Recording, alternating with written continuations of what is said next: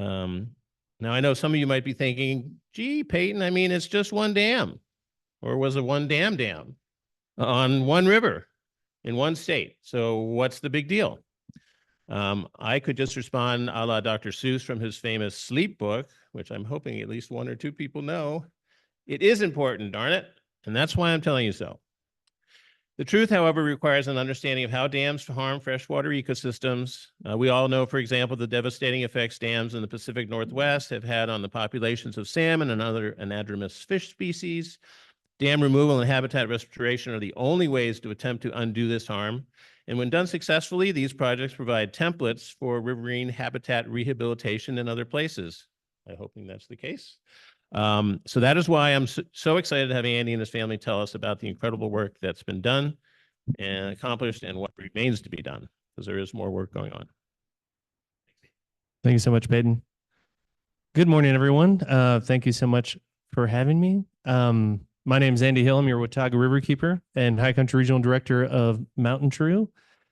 I find a lot of peace here at the UU. The service is our prayer really resonates with me because it's easy in these uncertain times, particularly when I first became a father. I felt overwhelmed with the state of the world and what can we do. But I found that direct action and involvement, particularly with my family, gives me hope for the future and encouragement for others. So I brought my two assistants today, Willa and Cullen. Willa is 8 years old. Cullen is 4, turning 5 next month. But we couldn't have done these two projects without each other. We put together a short slideshow for you today about high country dam removal and the state of dam removal in the southeast.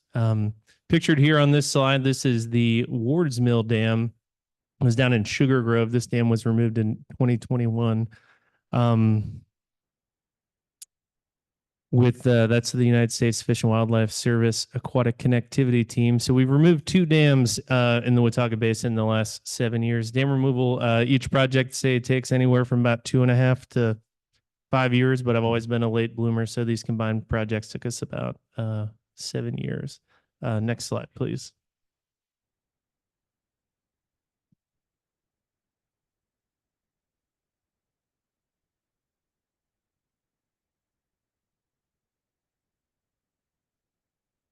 Okay, so a little bit about Mountain True. We're a regional environmental nonprofit. We have 5 offices across Western North Carolina. Our area of coverage is the Southern Appalachians, so we kind of follow the watershed model. We're home to 5 Riverkeeper programs. So some of our programs cross state lines, like the French Broad, for example, goes deep into Tennessee, as does our Watauga River program, goes into eastern Tennessee, where the Watauga River joins the South Holston. So this is our team. We got about 25 employees spread across our region. Here in the high country, it's myself, Emma, and Hannah. And Mountain True is a membership organization. What that means is you're welcome to join us. So we advocate on behalf of our membership. Historically, we just celebrated our 40th anniversary, but historically we're kind of a legislative advocacy. But following the teachings of my mentor, George Washington Hayduke, we've become a direct action organization as well, getting involved with dam removal. Kind of our tagline is we champion clean water, resilient forests, and healthy communities. That's everything from affordable housing to work with the Forest Service protecting old growth. But our primary focus here in the high country is clean water, the health of the Watauga and New River. Next slide, please. Thank you. So dam removal, this is what we're here to talk about today. So dam removal is a pressing issue for our time.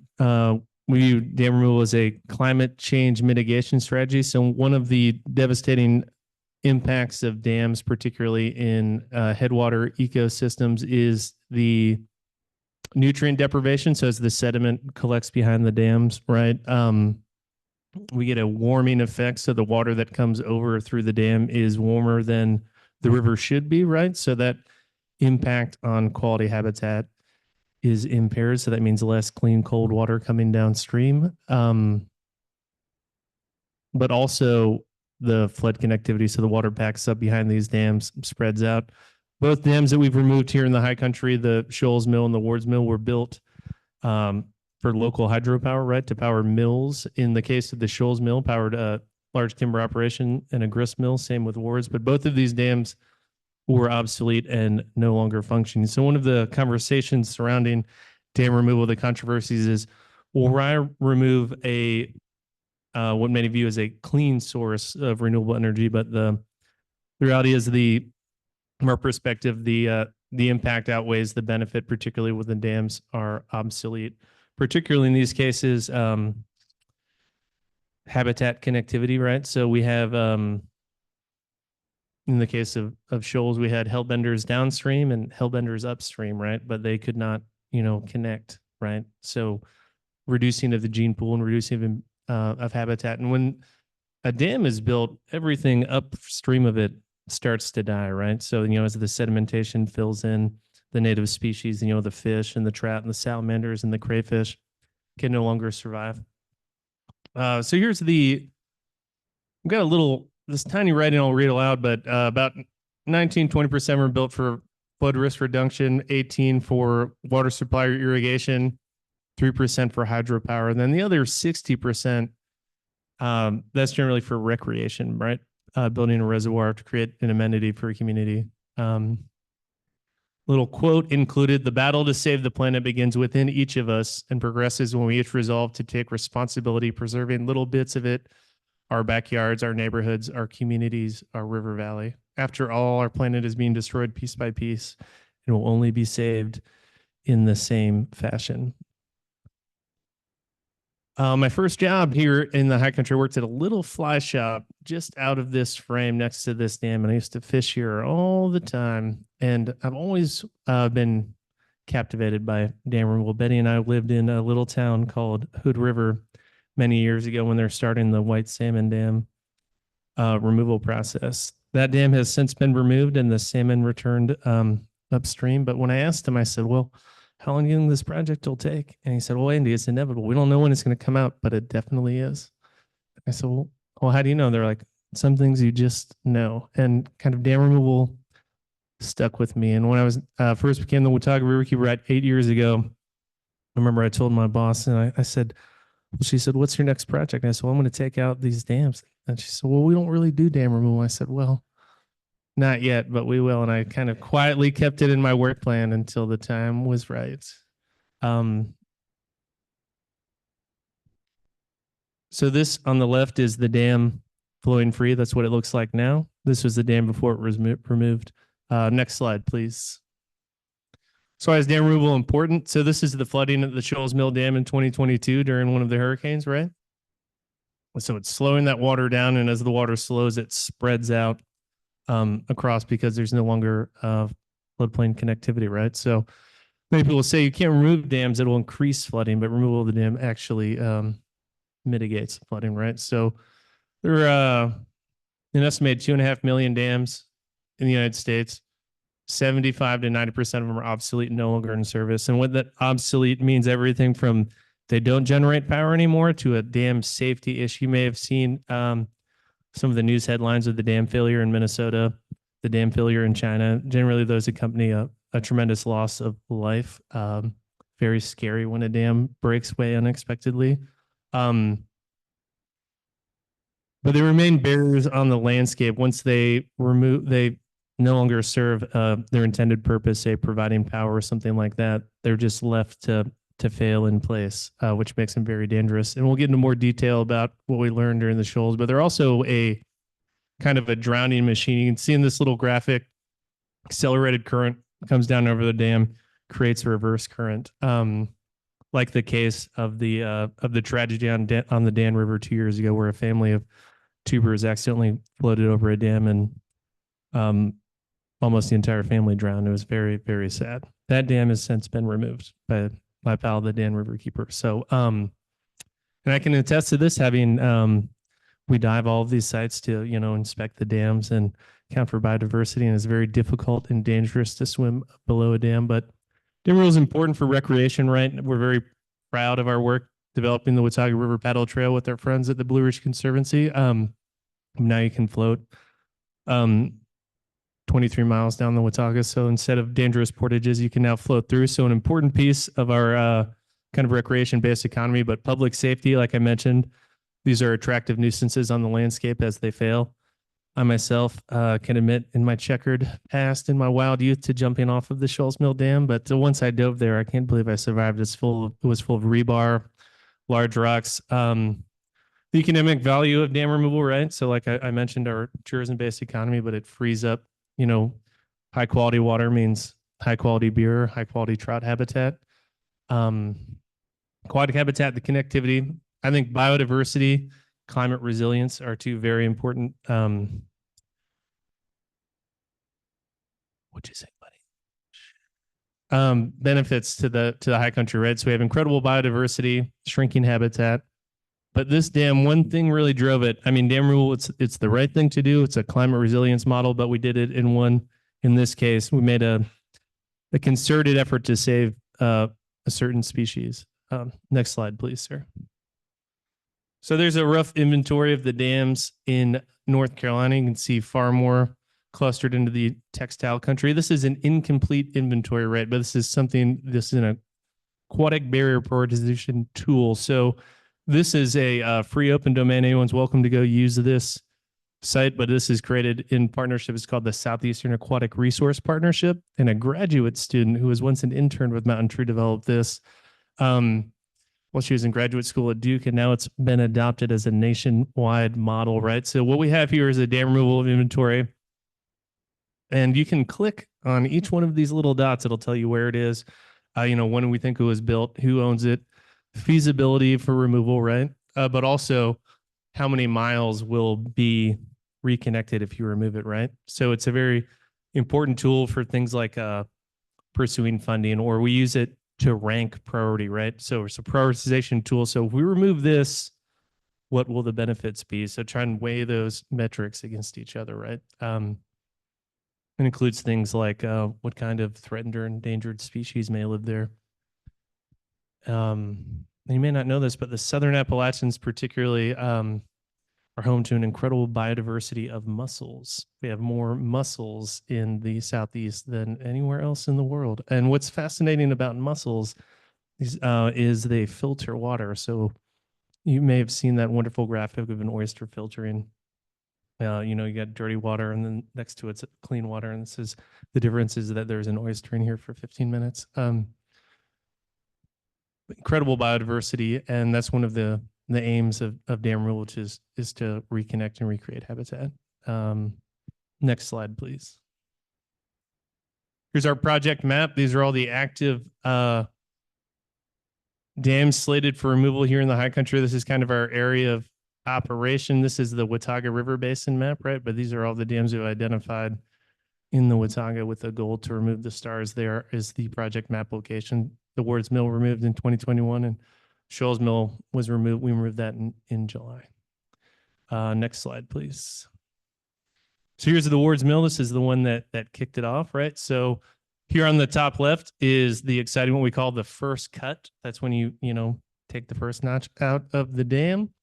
And then over here on the right is what it looks like now. So considerable improvement in this old mill building here. The dam connected to that, and we were able to cut down the side of the mill to save that building. It's a historical building, but now you can float through there freely. Very excited about that one. And then you can see here on the bottom left, this was kind of the old impoundment, right? So it's full of sediment and mud. We had to remove that, but this is what it looks like now, planted with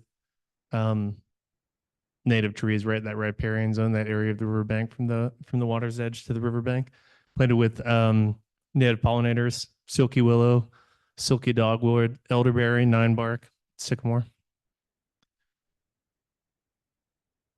Next slide, please.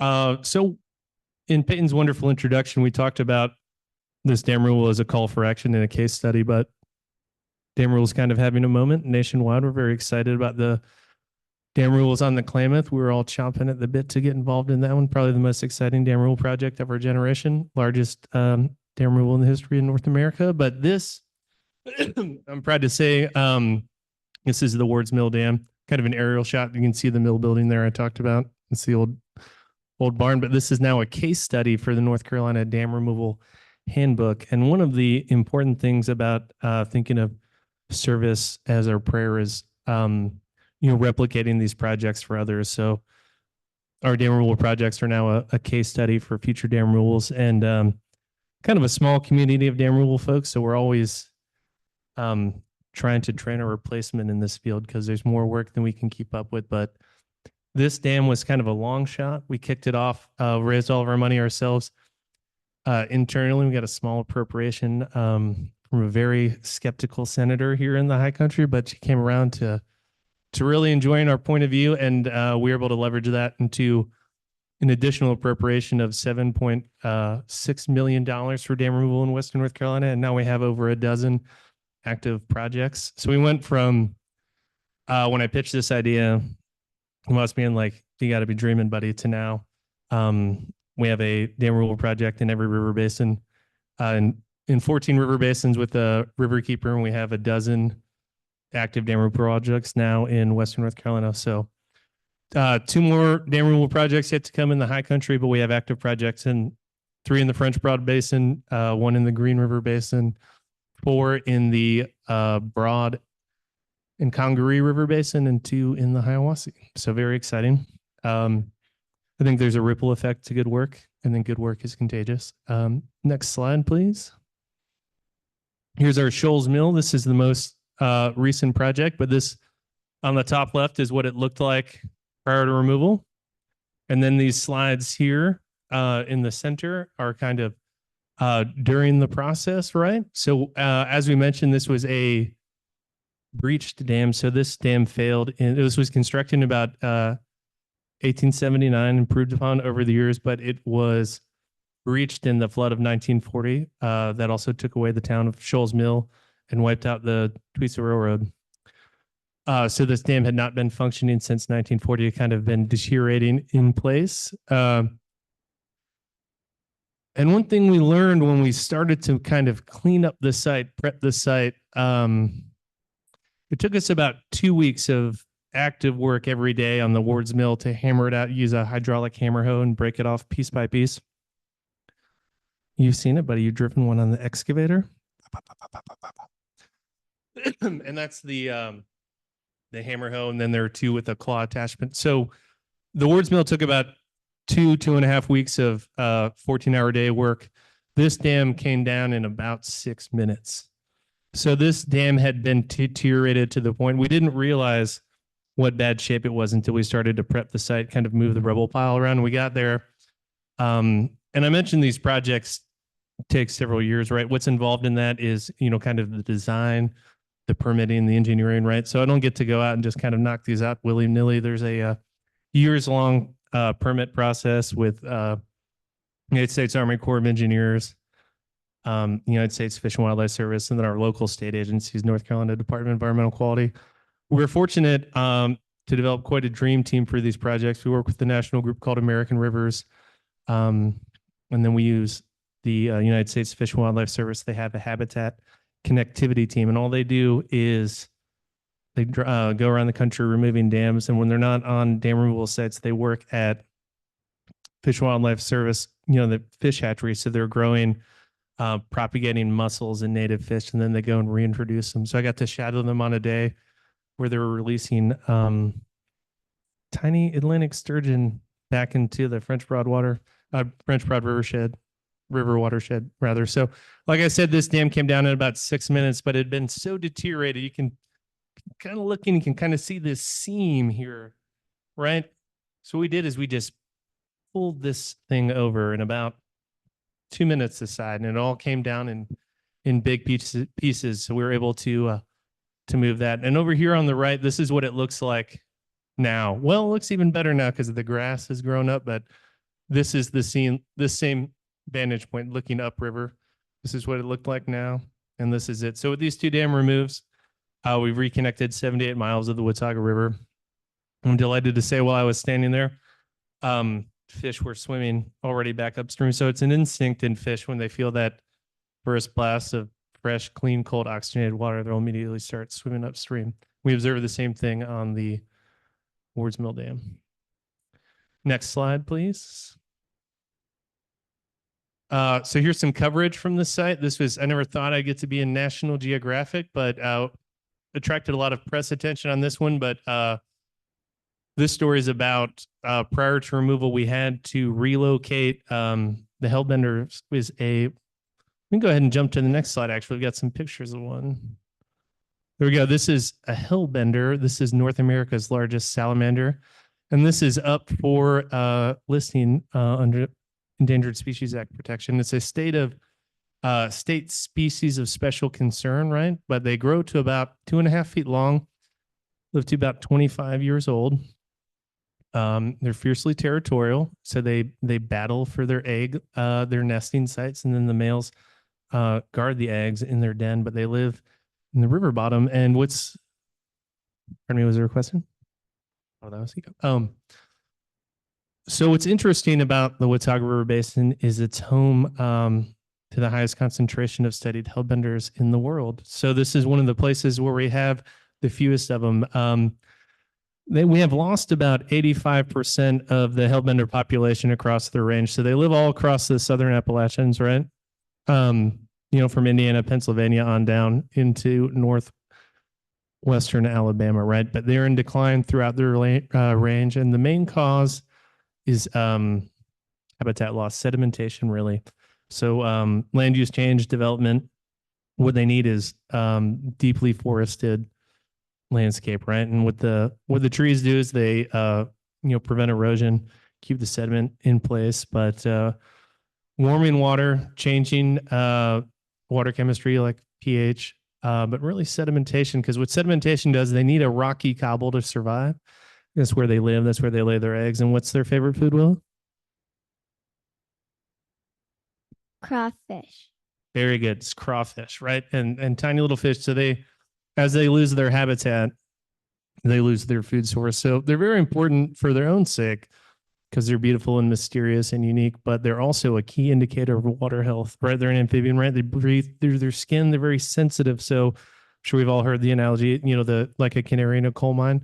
That's really what they are for our freshwater ecosystem. Is if you have a place where you used to have a lot of hellbenders or a lot of mayflies, a lot of caddisflies, and you're starting to see their decline, that your water quality is changing and you're in trouble. So what we had to do for this project was capture and relocate all these hellbenders out of harm's way, right? Because we're going to be upstream hammering on this dam, right? Big heavy equipment, moving the rocks around, things like that. And what we didn't want to do was to harm these hellbenders. So we had to convince all the regulatory agencies that we knew what we were doing, and we needed to, the best thing was to relocate them, because the arguments were like, well, they're thriving here, why remove them, right? But the concern, the case we successfully made is that moving them to new habitat would serve two purposes, right? It would protect them, most importantly, but two, it was a unique, never before done strategy to restore hellbender populations to a place where they're now absent, right? So Shull's Mill is about 14 miles upstream of Wards Mill. You remember that one? We removed that in 2021. So now there's incredible aquatic habitat there, and hellbenders had been absent from that site for about 140 years. So they said, well, if you want to remove these hellbenders, where are you going to put them? We could put them in tanks, and then we could put them back in the river. And I said, well, what if we put them in a new home downstream, restore the population? So what we did is we captured these hellbenders and we fitted them with a tiny, tiny RFD, radio frequency device, right? So when we monitor these hellbenders, you measure their length, their weight, their sex, any distinguishing marks like maybe missing a limb, some battle scars, things like that. So we fit them with the tag, and then we, you can see them up here, got them in these little mesh bags, and we relocated them to the Wards Mill Dam. We did this in partnership. So all of these projects are done in collaboration. I do have my wonderful assistants here helping me every step of the way, but we also hired the Appalachian State University. They have one of the best freshwater conservation biology programs in the world, and it's led by Dr. Mike Gangloff. We've been working together for about 10 years monitoring hellbenders in the basin. So we conduct these surveys throughout the year, every year. So we've got decades of data on these hellbenders, you know, their distribution, their size class, where they are, where they used to be, where they are now. And the tags, right? You're looking at these, you're like, where would you put a tag, right? But it's a tiny little injectable chip, about like a tiny tic tac, and we inject it in the fatty part of their tail. Next slide, please. So here we are. So the little tag, we read the tag with this little wand, this little metal detector looking deal, right? So we have the tag fitted, and that's to help us find them. But also when you read that chip, it loads up all the information on there, like, oh, where'd you find this one? Or where was it last seen? How old is it? How big was it last time you found it, right? Because they're also monitoring the growth rate to get an idea of their growth rate. So what we have here is, this is the relocation crew.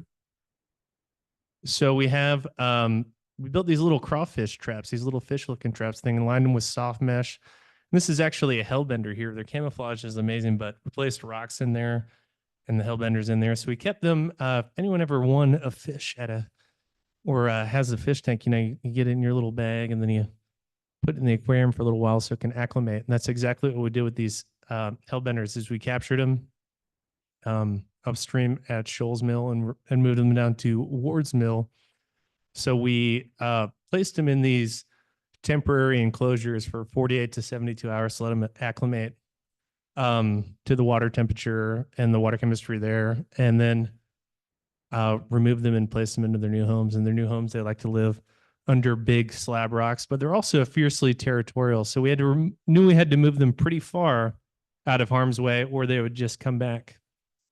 They spend most of their lives, our telemetry studies have shown they spend most of their lives in like a quarter mile of river, right? So they don't move much. They'll move to find a new den or a mate, and they're most active in the fall. Like this time of year is a breeding season, kind of from August to November. Next slide, please. So one thing we want to do is celebrate the Hellbender, right? So you may have seen this downtown, but this is our newly completed Hellbender mural, right? So we worked with the Watauga Arts Council and the town of Boone and the Center for Biological Diversity. But the Center for Biological Diversity has an endangered species mural project. So they've got about 28 or 30 of these across the country. So we did is you team up with the Center for Biological Diversity, you pitch your kind of endangered species, your native species you want to protect. This kind of all came together beautifully. Worked with a wonderfully talented and kind local artist named Josh Johnson, and he designed this sketch, and it's recently completed. It's on Howard Street downtown. If you haven't seen it yet, I'd love for you to go check it out. But this is the unveiling party we had a couple weeks back. But featured prominently in this is of course the Hellbender, but we also have things like brook trout, my favorite native fish, the tangerine darter there on the bottom right, the grandfather crayfish, and an endangered species of mussel called the green floater. And up top, we got a little box turtle there. Yeah. Let's go to the previous slide. I want to look back at the Hellbenders. Is that a possibility? There we go. So we have these Hellbenders here in captivity, right? And then we release them. Like I said, we've been monitoring these. So we put them out with a great deal of faith. We were very nervous about this part of the project, right? The dam removal itself, it couldn't have gone better.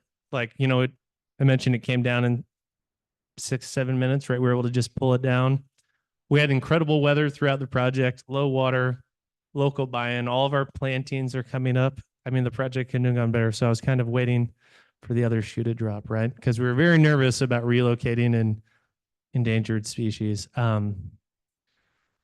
But the good news is they're thriving. So we relocated them the last week of June. Now we're into breeding season. So we were able to relocate 9 individuals, 4 males, 3 females, and 1 indeterminate sex. We couldn't quite tell. It wasn't quite big enough, but I'm happy to report that we found an active nest. So we found Hellbender eggs. So not only do we have Hellbenders back in the stretch of the Watauga where they've been long absent, we have actively breeding Hellbenders, right? So consider that a tremendous success for the project. It's probably the piece of the project I'm most excited about when our kids got to help.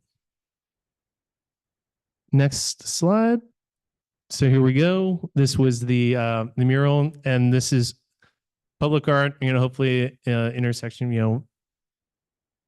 Artistic aesthetic beauty, but we hope to see this be part of a living classroom for people to understand the importance of biodiversity in downtown Boone. Next slide. Here we go. This is us here at Mountain True. So we're a volunteer organization, right? Membership organization, but this is how you can find us if you like to get involved. My favorite project that we do outside of dam removal, I spoke about direct action, but it's planting trees. The best thing we can do for our watershed is to reforest it, right? So a functioning ecosystem is a resilient ecosystem. We plant about 20,000 live stakes every season. A live stake is just a dormant cutting of a living tree. So we take these cuttings, stick them into the riverbank, and then they turn into trees. And then we can go back and harvest live stakes from that project again.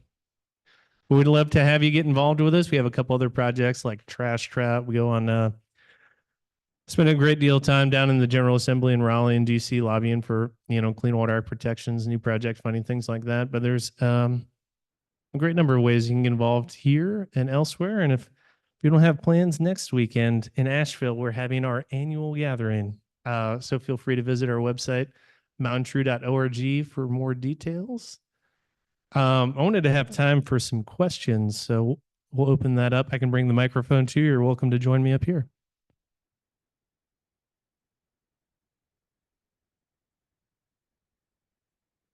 Will you help me with the questions? Yeah. So I'm go first. The debris, can any of it be sort